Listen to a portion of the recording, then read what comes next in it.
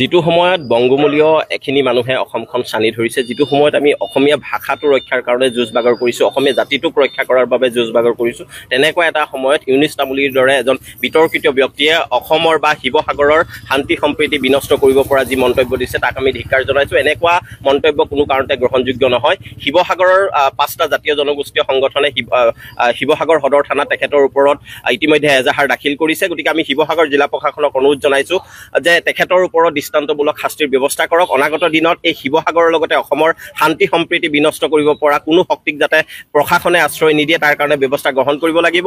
আৰু যদিহে গ্ৰহণ নকৰে, শিৱসাগৰৰ এই 5টা জাতীয় জনগোষ্ঠীয় সংগঠনৰ সহযোগত আমি শিৱসাগৰবাসী ৰাইজ হিচাপে ৰাজপথলৈ ওলাই আহিম। প্ৰয়োজন হ'লে যিকোনো পৰিৱেশ পৰিস্থিতিৰ আচলতে উদ্ভৱ কৰিবলৈ আমি কুণ্ঠাবোধ নকৰোঁ। শিৱসাগৰ জিলা প্ৰশাসনে যিকোনো পৰিৱেশ পৰিস্থিতিৰ বিনিময়ত এই বিতৰ্কিত ব্যক্তিজনক আচলতে জেল হাজতলৈ প্ৰেৰণ কৰি অনাগত দিনত হিংসাত্মক কাৰ্যকলাপ ৰোধ কৰাৰ লগতে শিৱসাগৰৰ শান্তি সম্প্ৰীতি যাতে কেতিয়াও কোনো কাৰণতে বিঘ্নিত নকৰে তাৰ ব্যৱস্থা গ্ৰহণ কৰিবলৈ আমি দাবী জনাইছোঁ।